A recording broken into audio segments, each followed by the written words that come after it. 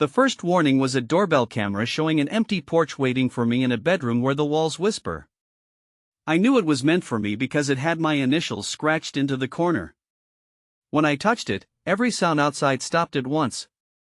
No traffic, no wind, no distant voices. Just my breathing, and another breath copying it from the dark. I turned slowly and saw something crawling where no body could fit, standing perfectly still, as if it had been waiting for me to notice. I ran, but every doorway led back to the same room.